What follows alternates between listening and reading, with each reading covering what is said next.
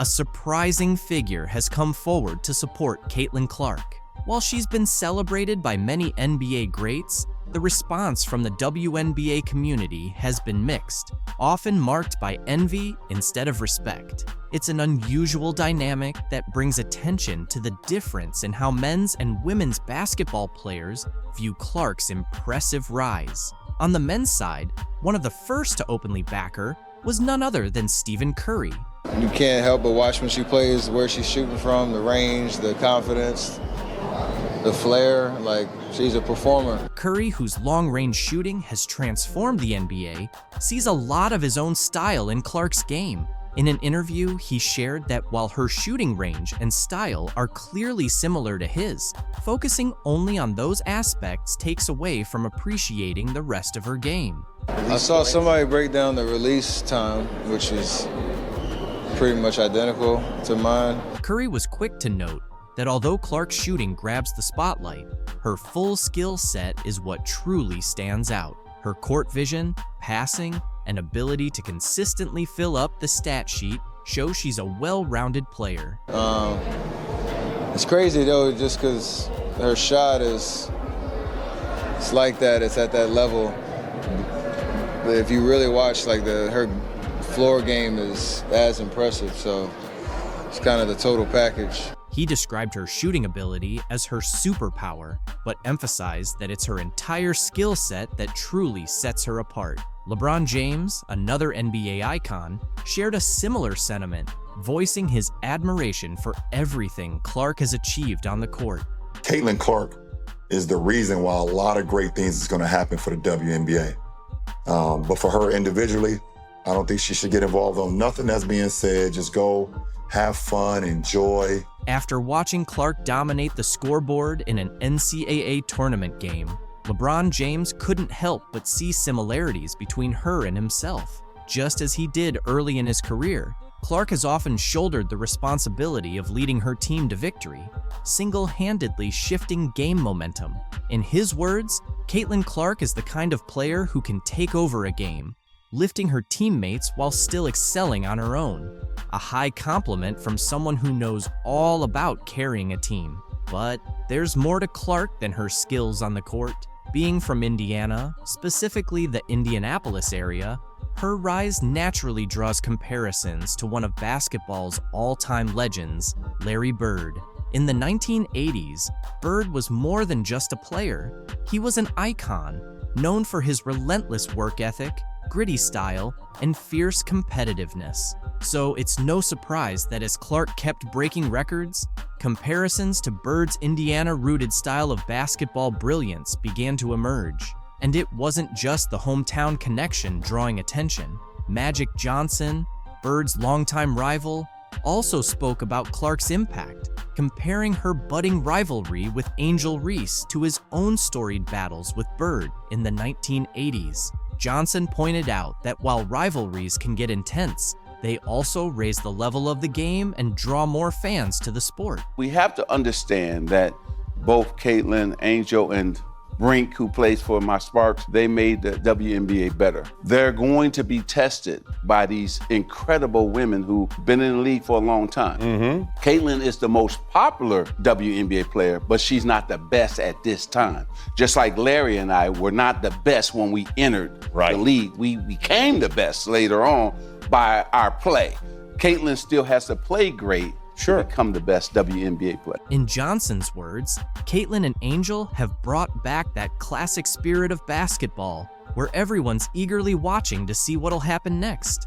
It's like Larry and me all over again, he said. And now, Larry Bird himself has finally spoken up about Clark. Though he's been mostly quiet on the topic until now, Bird recently offered her some advice as she faces rising criticism both on and off the court. He urged her to keep her focus, reminding her that while critics will always be around, they won't stick. What you're doing now, Bird told her, is going to be remembered forever. The portrayal of black women in the league is an ongoing conversation. Many, including Aja Wilson, Angel Reese, Cheryl Swoops, and others, seem to view Caitlin Clark as a major issue in the WNBA, at least according to the league discussions. But is this truly the case? Or could it be more about rivalry and resentment? Some recent developments might make us rethink the situation. Last week, Aja Wilson brought up the topic of white privilege while speaking with Kelsey Plum. Now, Wilson and Angel Reese are both featured on the cover of the Wall Street Journal's magazine. Yet surprisingly, there's no mention of Caitlin Clark.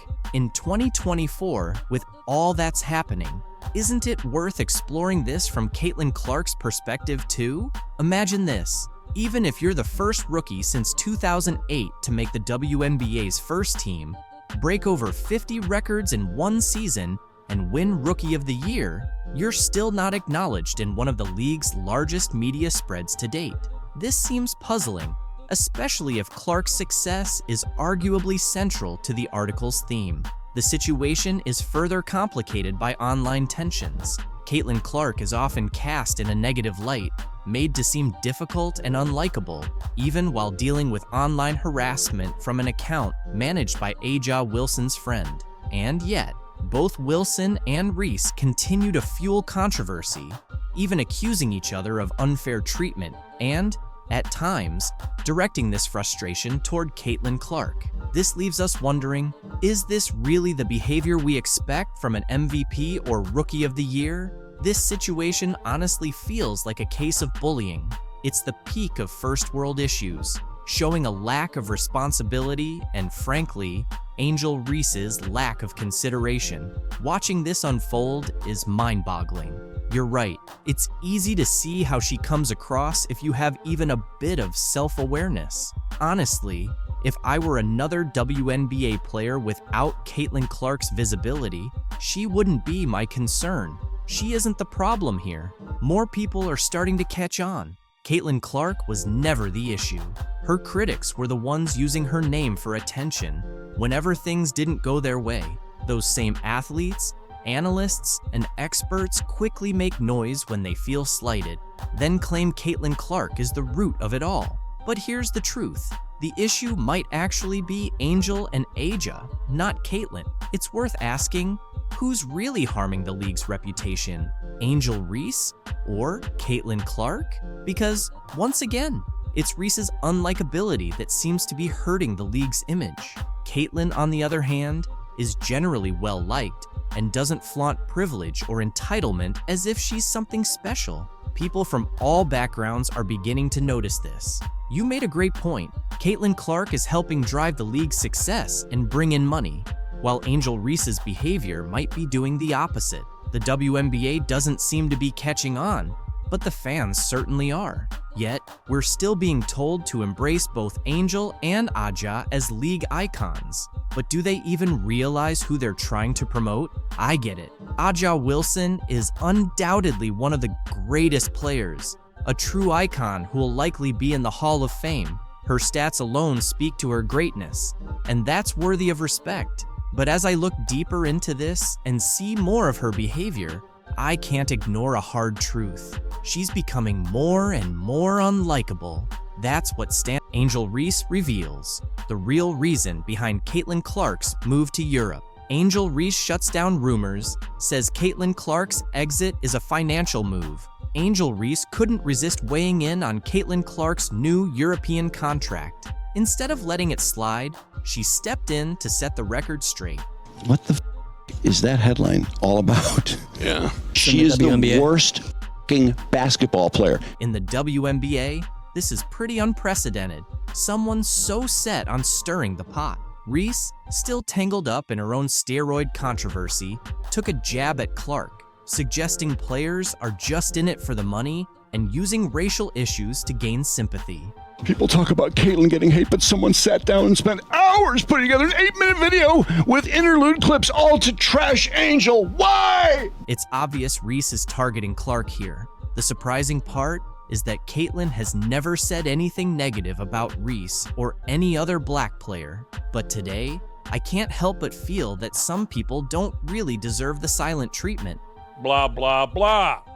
from Angel Reese. It's pretty clear that Caitlin Clark heading to Europe isn't just about exploring a new scene or picking up a different paycheck. It's more about escaping the toxic circus the WNBA has turned into. On the surface, the WNBA might seem like the perfect fit for a player like her, someone born to dominate, but in reality, it was becoming anything but ideal. Instead of just focusing on her game, she was constantly dodging scandals and skeptical looks like it was all part of the game plan.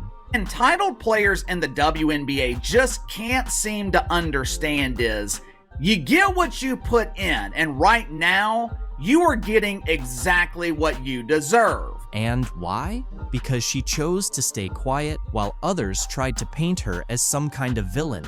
Some of her own fellow athletes, along with a few media voices, went as far as to label her a racist. Honestly, where do they come up with this stuff? But Clark, always level-headed, didn't take the bait. She didn't waste her time responding to these absurd accusations. She just stayed focused on what really matters: basketball. Yet the drama surrounding her only kept growing, like a bad reality show storyline. So I think it's really just the fans, her fans, the Iowa fans, now the Indiana fans. Then Alyssa Thomas, clearly not interested in keeping the peace, decided to stir things up even more. She publicly blamed Clark for racist comments made by her fans. Yes, you read that correctly.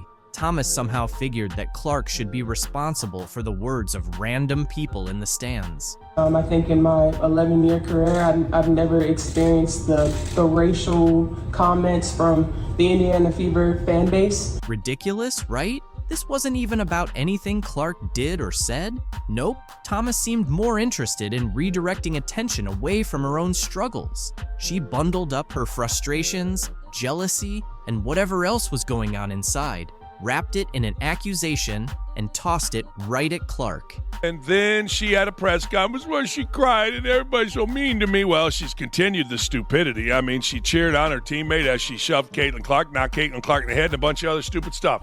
The thing is, Caitlin didn't have to do anything wrong to end up as a target. The love she was getting from fans, her name popping up in every highlight reel and headline, that alone was enough to spark jealousy in the WNBA. And it wasn't just random trolls online, it was some of the very players she shared the court with.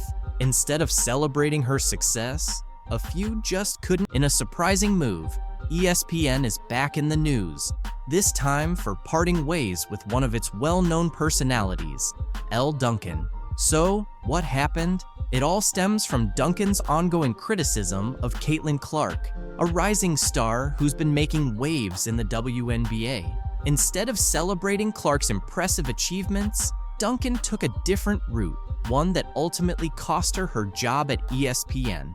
Breanna Stewart's never going to win another championship, or, Nafisa Collier's better than Maya Moore. Like, instead of those kinds of hot takes, the hot takes solely and explicitly surround all of these black women versus Caitlin Clark. Amani Jones and Elle Duncan have teamed up. They're coming at the 22-year-old white straight girl, Caitlin Clark.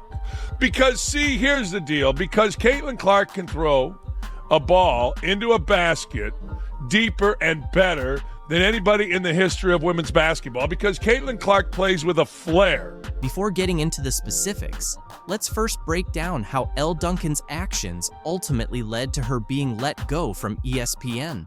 It's no surprise that she faced backlash. Throwing out accusations without solid proof never sits well with the audience. Viewers quickly picked up on the bias, and it was only a matter of time before ESPN had to sever ties. Today, we're diving deep into the controversy, exploring why ESPN made such a bold decision and how Duncan's criticisms of Caitlin Clark shifted into what many are calling a full-blown witch hunt. But there's more to this story than what's on the surface. So let's dig into all the details. She has never been around these type of women. She's never been around, black women or women from different parts of the country. Like, she's sort of existed in this bubble. Now, seriously, how arrogant is this? I mean, I hear all the time, don't judge me. Don't judge me by the color of the skin. Don't judge me. Really? Okay. Well, what are you doing? What are you doing? You're sitting there and judging me. You're judging a woman you have no idea. None, zero zip. He points out the contradictions. While constructive criticism is one thing, Duncan's approach veered into personal attacks. It's a hard truth, but often that's the way it is. Duncan's comments hit a nerve, but not in the way she probably hoped. Instead of gaining support, she was met with immediate backlash. Fans, analysts, and even fellow commentators called out the lack of evidence behind her claims. Many questioned why she focused on Clark's so-called privilege instead of her undeniable skills on the court. Let's take a closer look at Dan Dakic's take on Duncan's actions and the jealousy he sensed among ESPN's commentators. Everybody that I know still know what ESPN tells me. Oh, it's so ridiculous, these women. It's so ridiculous. There's a green room right next to where the makeup is. It's loud, it's stupid, it's asinine, it's absurd. And that's Elle Duncan and her little cast of cronies. And all the little girls at ESPN, look, all they are is trying to make themselves, well, not better, more popular. And I don't care what they do. Elle Duncan has lived in that bubble forever. Elle Duncan is full of shit here. His comments hit a nerve, but they echoed what a lot of viewers were already thinking. Criticism is fine, but when it feels driven by envy, it quickly loses its weight. Caitlin Clark's entry into the WNBA has been nothing short of groundbreaking. Her stats speak for themselves, leading the league in points per game and bringing a fresh level of excitement to women's basketball. Viewership has jumped nearly 40% since her debut, with fans across the nation tuning in to see her in action. Yet, despite all this success, Elle Duncan chose to focus on downplaying Clark's achievements. Let's revisit a moment many feel crossed the line in Duncan's critiques. The second that you show love to anybody not named Caitlin Clark, you are part of, some constituency that's trying to keep her contributions at a minimum, and you're racist, and we get a lot of that. It's no wonder that the W coverage is all Black women, because you're all in it together to try to keep her down. It's just, you're kind of damned if you do and you're damned if you don't. It was a clear attempt to change the narrative, but viewers weren't buying it. When your arguments are fueled more by envy than actual evidence, it's a hard sell. The truth is, Caitlin Clark's story isn't one of privilege. She's competed against athletes from all walks of life, facing obstacles both on and off the court. Many saw Duncan's take as an attempt to downplay Clark's achievements simply because there wasn't anything wrong with her game. While Duncan kept up her criticism, Clark was making headlines for all the right reasons. Let's take a look at how she dominated on the court, proving her critics wrong. Caitlin Clark has literally carried the sport on her back. She talks that yang. Resonates with Caitlin Clark. It isn't her being white. It isn't her being straight. Her game resonates with people in basketball and across the country because she's got that edge. I heard her drop 3 F-bombs in one game sitting right there courtside. Her teammates had to hold her back. She's yelling at the coach. That's what Magic, Bird, Isaiah, Jordan, you name it, that's what they do. Clark resonates. Nobody turning the set on and saying, I gotta watch who? It's no wonder fans are drawn to Clark. She brings a new energy to the game that's been missing for quite some time. Analyst Dan Dakic didn't mince words when addressing the situation, calling out the obvious double standards. He suggested that Elle Duncan's criticisms were fueled by something deeper, possibly resentment toward Clark's rapid rise to fame, rather than any valid. Finally, before we get to your questions, we have some news to announce. Commissioner Kathy Engelberg, Commissioner of the WNBA, just announced that starting in 2025, the WNBA Finals format will change. The WNBA just dropped a major surprise during the playoffs, and it's all about the Caitlin Clark effect. They're making some huge rule changes for 2025, but here's the big question. Is this too little, too late? Will these changes really make a difference? Clark's early exit from the playoffs left arenas half empty and tanked TV ratings. Now, the league's scrambling to patch things up, but will these new rules actually fix what's broken? Let's talk about Clark's impact. She didn't just play the game, she redefined it. With 62 records broken, packed arenas, and TV ratings hitting new highs, Clark and the Fever turned every game into a must-watch. Fans couldn't get enough. Well, I knew the atmosphere was going to be electric when they announced Caitlin's name in the dark and the fans went crazy. Here's the reality. The second Clark was out, everything started to fall apart. Ratings plummeted by 80%, and some games started looking like ghost towns, with empty sections covered up to avoid the bad look on live TV. Let's be real. Are you even shocked? Clark was practically carrying the league, and now she's off the court and on the golf course. Can the WNBA make it without its star player? These new rule changes better deliver, because right now, things aren't looking great. Staying with the WNBA playoffs, let's stay here. Let's just say the ratings aren't the same with Caitlin Clark and the Indiana Fever now eliminated. By the way, not only was viewership down, but attendance was as well. The WNBA is definitely in panic mode, ready to do whatever it takes to turn things around. But here's the surprising part. These new rules aren't just minor adjustments, they represent a complete overhaul that could either save or sink the league. The big question is, will these changes be enough to fill the gap left by Caitlin Clark and boost their ratings? Or will the league keep slipping into irrelevance? Let's dive into these drastic measures. First off, they're extending the regular season from 40 to 44 games, with the introduction of a new team in 2025, the Golden State Valkyries. That means 4 more opportunities to catch your favorite team in action. Getting to go to multiple arenas so that people that are watching at home can see this environment in a multitude of cities. It's amazing. I love it. The growth continues. But that's not all. The finals are getting a makeover too. Starting in 2025, the WNBA finals will shift from a best-of-5 format to a best-of-7 series. This change aims to create a more intense and exciting championship showdown. Starting in 2025, the WNBA Finals format will change to a best-of-7 series. Yes. And the format will be 2-2-1-1-1. It's clear that the league believes more games will lead to more fans and increased revenue. Plus, they're making changes to the first round of the playoffs as well. The format is shifting to a 1-1-1 setup, which guarantees the lower-seeded team one home game. Say for the fans, it's a benefit for your team, has played well enough to get into the playoffs, so now that your fans will be able to see your team play at home during those playoffs. Yeah. Remember the Fever Sun series? The Indiana Fever couldn't return to play in front of their fans at Gainbridge because of all the drama in Games 1 and 2. It seems the league has finally realized that lower-seeded teams need to have the chance to play in front of their home crowd as well. Now, Commissioner Cathy Engelbert is trying to pitch these changes as if they're going to save the league, claiming it's all about balancing the schedule. But let's be honest, it feels more like a frantic effort to keep things running without their star player. With the increased attention this year, there's also been increased scrutiny about the quality of refereeing. Curious if there has been any conversation about whether it's referee pay, referee training, anything to ensure that is as good as it can be. Let's be honest for a moment. Are these changes truly tackling what fans care about? Sure, having more games looks good on paper, but what about the issues that really matter, like player safety and fair officiating?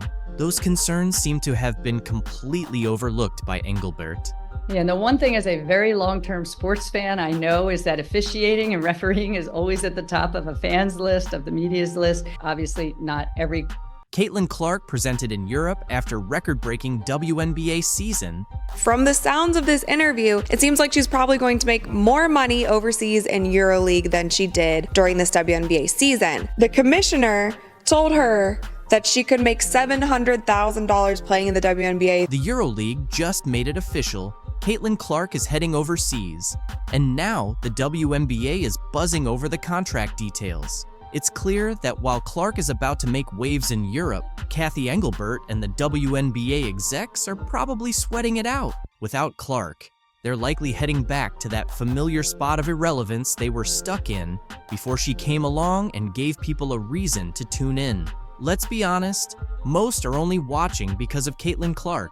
And once she's gone, it's hard to see anyone sticking around for those average teams. Now, I feel like there could be a team overseas who would love to snatch Caitlin Clark away from us and give her a crazy offer. I mean, Ice Cube was about to give her $5 million to play in less than 10 games in the Big Three. So the money is there, and if these owners are smart with it, I could definitely see more WNBA players going overseas. The WNBA pretty much shot themselves in the foot with a series of bad decisions and some race-baiting drama that cost them their star player. They lost their golden opportunity. But let's not dwell on their mistakes. Caitlin Clark's new adventure is where the real excitement lies now.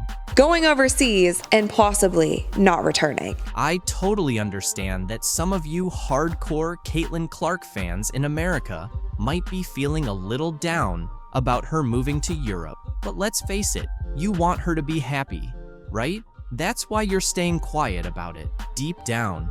As long as Clark is doing well, you're okay with it. And don't worry, Clark cares about you just as much. In fact, I have a little surprise from her that's going to make you really happy. So stick around for that.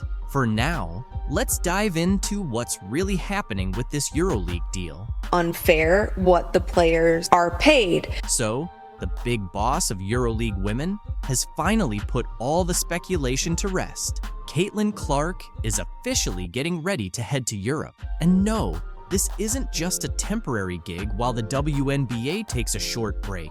This is a major move. We're talking about EuroLeague Women, which is technically the top competition for women's basketball in Europe. Yet somehow, it still doesn't get the recognition it deserves. It's like this hidden gem in the basketball world, and people are still overlooking it. If you look at his rookie salary, which was around $55 million for 4 years, and then you look at Caitlin Clark's $300 and I think it was $38,000 salary that she signed for 4 years, that is about the same amount more. It's around 162 times more that Victor made. For those who may not be aware, EuroLeague Women is managed by FIBA Europe, and believe me, it's where some of the most intense basketball takes place. This isn't just a casual summer league.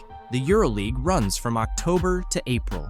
That's ideal for Clark to keep her basketball skills sharp throughout the year. She's really positioning herself to excel on both sides of the Atlantic. It's like she's playing chess while everyone else is still figuring out checkers. They always sold out. Unbelievable. So Atlanta would normally have 3,000, 4,000 people. Now they have 17,000 people, and they sold 1,000 standing room only tickets. So when we walked into the arena, people were on that third balcony looking down at the tops of our players' heads to watch. I mean, it's really hard to take in. And here's something interesting. EuroLeague Women has been around since 1958. That's right, longer than most of us have been alive. It's like the original league for women's basketball, even getting a rebranding in the 90s. Yet, for some reason, it hasn't achieved the same commercial success as the WNBA. But don't be fooled. This league is serious business. It has stood the test of time for a reason and is home to some... Caitlin Clark recently shared some footage of her training in Europe, and it's everything we've been looking for. This serves as the ultimate evidence of how a truly respectable league treats its star players. No matter how the cachet of the WNBA elevates, remember, it could have been even better. You messed it up. You messed it up. You can truly see the joy on Clark's face. She looks free, incredibly happy, and completely unbothered. Those days of putting up with cheap shots, dirty hits, and all that nonsense are behind her. There's no one poking her in the eye or hip-checking her into the stands. So now give me the reasons why. She's gone. And here's the best part. There's no racial tension or scheming against the league's top talent in Europe. The players focus on their game, and Clark can finally concentrate on what she does best, dominating on the court. The contrast is clear, and it's no surprise she's thriving in a league that truly knows how to honor greatness. I have honestly never seen a company fumble the bag so hard like the WNBA fumbled Caitlin Clark. She's playing as if she's finally free free from all the nonsense, free from cheap shots, and definitely free from the relentless negativity she faced in the WNBA. It feels like a completely new Caitlin Clark, and she's clearly enjoying every moment. She's smiling, sinking threes like they're layups, and making no-look passes as if it's just another day in the park. I think it's a good number. Threes were a little bit, I wouldn't say lower. I'll still take 63, but I want to be more so around 70 if I can.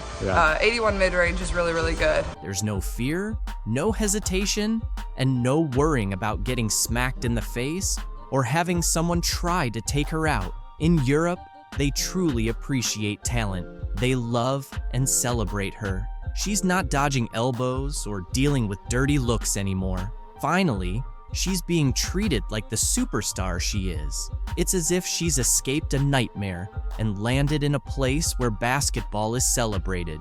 And it sucks that so much of it was riddled with so much drama and so much negativity and so many mishaps. You know who's really losing it? The WNBA. That's right. The league that thought they could just sit back and let Caitlin Clark get poked in the eye, body checked and disrespected day after day.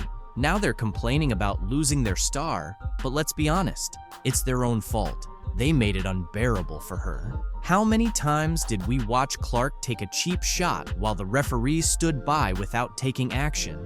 And what did the WNBA do about it? Nothing.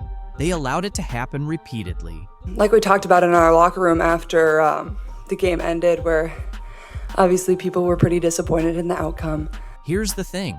In Europe, they don't have that kind of drama.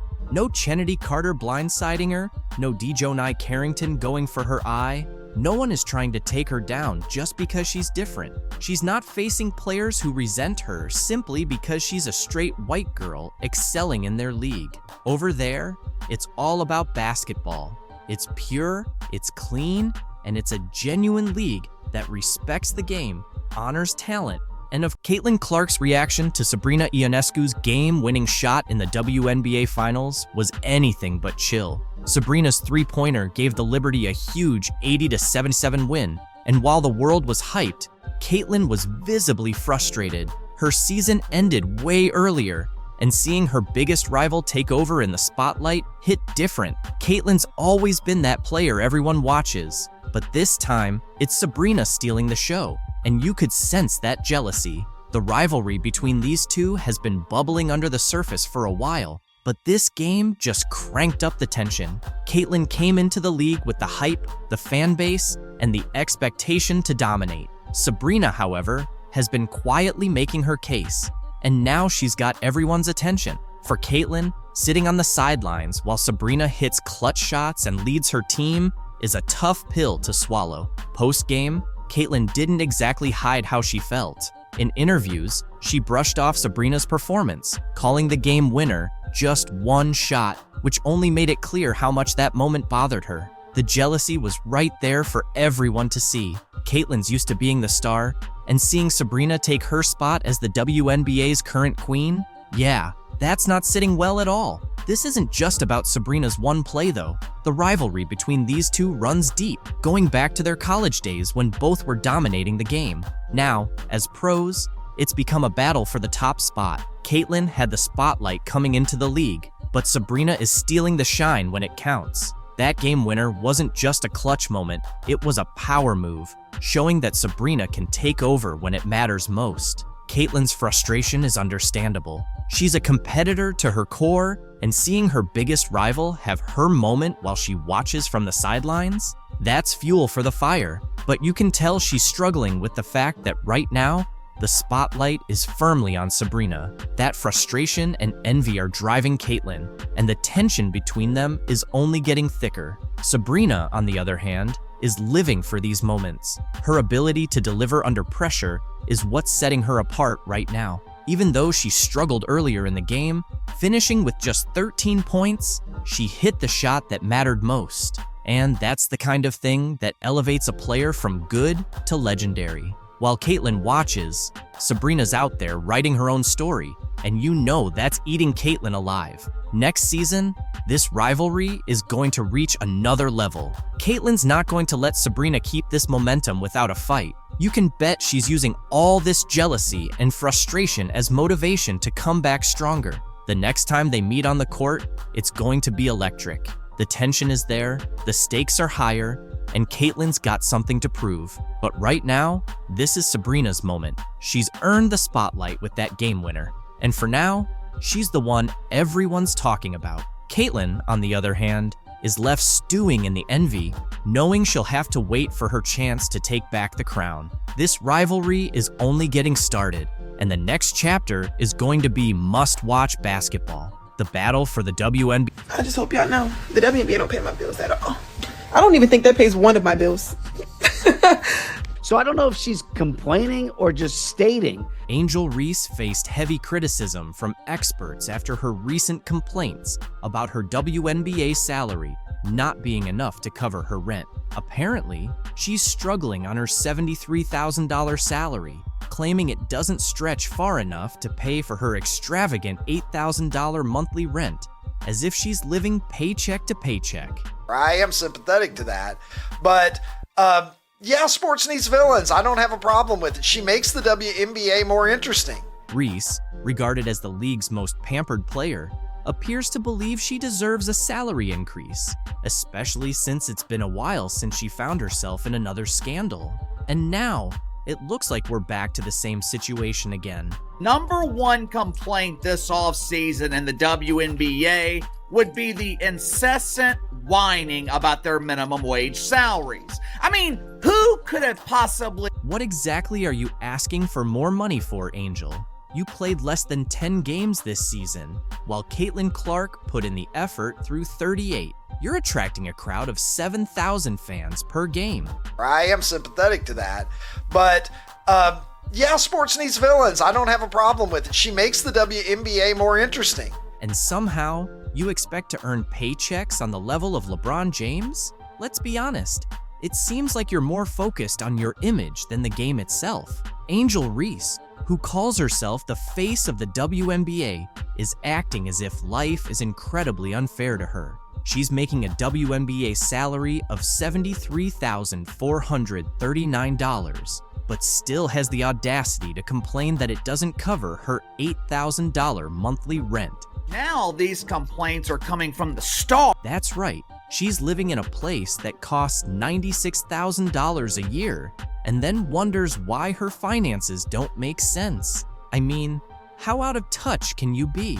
It's almost like she's forgotten basic math. Spending $8,000 a month isn't just rent, it's a lifestyle choice. The average person in Chicago, where rent is around $2,000, would be laughing in disbelief at these complaints. Most people can't afford to spend their entire paycheck on a luxury apartment and then complain about it.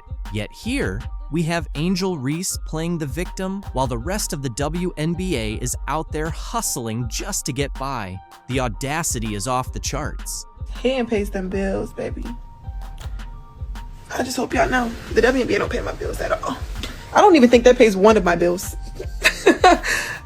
Literally. I'm trying to think of like my rent for where I stay at. Let's not even dive into her financial choices. With all the money she's making from endorsements, sponsorships, and her podcast, you'd think she would realize that renting an overpriced place isn't the smartest decision. But instead of making wise financial moves, like buying a house or investing, she seems to be spending money faster than most people can earn it. What's her plan exactly? Is she just waiting for a magic fairy to come and solve her problems? I don't even know what salary does it really. You don't even. Yo, I'm living beyond my means. It's like, it's both hilarious and sad at the same time. She's in a position to be a real role model for her fellow WNBA players, many of whom are genuinely struggling to make a decent living. They don't have million-dollar endorsement deals rolling in. They rely on their league salaries and are barely scraping by. Yet here's Reese complaining about rent as if she isn't surrounded by cash from every angle. It's insulting to everyone in the league who is truly fighting to stay afloat. Playing this offseason in the WNBA would be the incessant whining about... Caitlin Clark's transition from the US to Europe is creating quite a buzz in the basketball world. Her choice to sign a lifetime contract with a European club has fans curious about what motivated such a bold decision, especially after her impressive rookie season. From deep three-pointers to record-breaking assists, Caitlin quickly emerged as a star in the WNBA. However, her journey in the league wasn't as smooth as it seemed. In interviews, Clark opened up about the challenges she faced both on and off the court. One of the toughest parts of her life as a professional athlete was the pressure to always be on. She mentioned that there are days when she simply doesn't want to engage with anyone. When someone comes up to you, that's their 10-second interaction with you, so you smile and try to be kind. But sometimes you just want to be normal, she shared. Caitlin's rookie season was physically demanding. She faced aggressive defense and often felt like she was targeted by opponents pushing the limits of fair play. Hard fouls and elbows became all too common, yet she kept her composure, accumulating assists and points while setting records despite the relentless pressure. Additionally, as a young white player in a predominantly black league, Clark encountered subtle but uncomfortable moments from both fans and fellow players. These factors weighed heavily on her and played a role in her decision to seek new opportunities overseas. In Europe, she saw not only a fresh start, but also a chance for personal and professional growth. Playing in a different league would provide new challenges without the constant scrutiny she experienced in the US media. While some critics argue that Clark's move might be premature, others view it as a calculated decision to prioritize her passion for the game without the distractions she faced at home. As Caitlin embarks on this new chapter, she leaves behind a complex legacy in the WNBA. Her talent and determination are undeniable. What are your thoughts on this? Global platform now that Caitlin will have coming into the professional ranks. So it's really a great time to be in basketball. Caitlin Clark is clearly a catalyst for a business that was, and let's be honest, Caitlin to some degree financially saved the WNBA. It was hemorrhaging money for years. Build, you have to scale, and ultimately expansion had always been on my list. But we didn't want to rush into it because we wanted new owners, like new ownership groups. Anyone who knows sports here knows like it's a slog to be a sports owner. What would you do to stop your most valuable asset from jumping ship to a competitor? Well, the WNBA just showed the world its answer to that question. Just hours ago, Caitlin Clark, a name now synonymous with basketball excellence, made waves around the globe. Hi, Caitlin. Hey, what's up, Caitlin? Yo, what's up, Caitlin? Hey, Caitlin. Hey, Caitlin. Famous for her incredible shooting range and intense competitiveness, Clark was anticipated to take the WNBA to new levels after being drafted by the Indiana Fever. The Indiana Fever select Caitlin Clark, University of Iowa. However, recent rumors indicate that Clark may choose to skip the WNBA and head to Europe for the attractive contracts available there. In response, the WNBA is ready to make an unprecedented offer, an ownership stake in the Indiana Fever to ensure Caitlin Clark stays in the US. Her arrival in the WNBA was poised to be a game changer.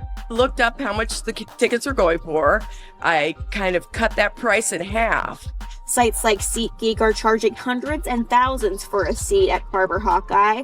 She says the attention for the sport has grown a lot in the 15 years she's been a super fan. After an outstanding college career in which she broke records and attracted millions of viewers, the WNBA viewed Clark as their golden ticket. Her talent for drawing crowds, boosting TV ratings, and increasing attendance to unprecedented levels made her the most anticipated rookie in recent WNBA history.